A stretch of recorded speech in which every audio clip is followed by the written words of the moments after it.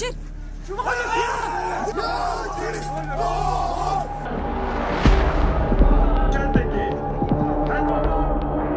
America की अगुवाई वाले सैन्य संगठन नाटो में सिर्फ 2 मुस्लिम देश हैं। इनमें से पहला देश तुर्की है जिसकी 99% आबादी मुस्लिम है और दूसरा अल्बानिया जिसकी आबादी 60% मुस्लिम है। दरअसल मिडिल ईस्ट से लेकर दुनिया के नक्शे में तुर्की को एक ताकतवर देश माना जाता है और वो अमेरिका के काफी करीब है, जिस वजह से वो नाटो का सदस्य है। लेकिन जब से इजरायल और हमास के बीच युद्ध शुरू हुआ तब से तुर्की के लोगों के भीतर इजरायल और अमेरिका के खिलाफ काफी कड़वाहट देखी गई है और अब ऐसा लगता है कि नाटो के भीतर ही अमेरिका विरोधी आंदोलन शुरू हो सकता है। वो इसलिए क्योंकि तुर्की इन दिनों सब कुछ ठीक नहीं चल रहा है। जी हाँ, दरअसल 2 सितंबर 2024 को तुर्की के इज़मीर से एक वीडियो सामने आया था जिसमें कुछ लोग 2 अमेरिकी नौसैनिकों को पकड़कर उनके साथ मारपीट करते हुए दिख रहे थे और ये अमेरिकी सैनिक मदद की गुहार लगा रहे थे।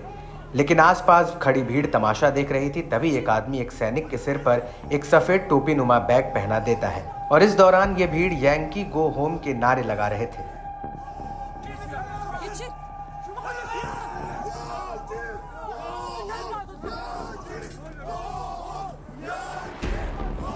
वहीं दूसरी तरफ इस घटना को अमेरिका की 6th फ्लीट मैरीन जो यूएसएस वॉट्सएप का हिस्सा है उसने बयान जारी करके कहा था कि ये सैनिक अपनी छुट्टियां मनाने के लिए इलाके में घूम रहे थे, तभी उनके ऊपर ये हमला किया गया। हालांकि तुर्की पुलिस ने इस मामले में 15 संदिग्धों को गिरफ्तार भी किया है। लेकिन बड़ा सवाल ये उठता है कि नाटो का हिस्सा होने के बावजूद तुर्की में अमेरिका विरोधी ये बवाल क्यों हो रहा है। आपको बता दें कि 1 सितंबर 2024 को यूएसएस वॉट्सएप युद्धपोत ने इज़मीर के तट पर अपना लंगर डाला था और ये बड़ा अमेरिका और सहयोगियों की मदद के लिए पूर्वी भूमध्य सागर में तैनात था। दरअसल तुर्की की वामपंथी पार्टी टर्किश कम्युनिस्ट पार्टी तुर्की के तट पर मौजूद यूएसएस वॉट्सएप का विरोध कर रही है। टीकेपी का कहना है कि हम अमेरिकी जहाज को यहाँ नहीं देखना चाहते हैं जो युद्ध और फिलिस्तीनियों की मौत लेकर आया है। तुर्की में शुरू हुए इस अमेरिका विरोधी आंदोलन को एक लंबा इतिहास है। दरअसल यांकी गो बैक होम का नारा जो तुर्की में बुलंद हुआ है इसकी शुरुआत शीत युद्ध के वक्त पूर्व जर्मनी से हुई थी।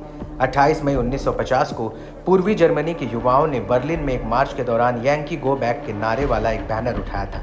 इस बैनर में एक सोवियत अधिकारी को अमेरिका की मार्शल योजना को अस्वीकार करते हुए दिखाया गया था जो अमेरिका प्रभाव के व्यापक प्रतिरोध का प्रतीक था। और इसके बाद पूरी दुनिया में ये नारा अमेरिकी विरोध का चेहरा बन गया और अब तुर्की में इस नारे का उठना अमेरिकी सेना के इलाके में भौतिक रूप से मौजूदगी के लिए खतरा है, बल्कि इलाके में अमेरिकी प्रभाव और उसके विदेश नीति के लिए भी ये खतरे की घंटी है।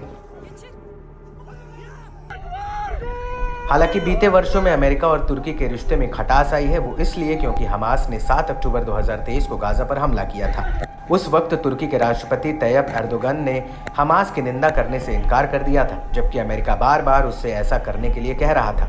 और इसके बाद एर्दोगन ने अमेरिका पर गाजा में युद्ध अपराध और नरसंहार का भी आरोप लगाया था। वहीं दूसरी तरफ अमेरिका लगातार इजरायल को एक सेफ कवर दे रहा है।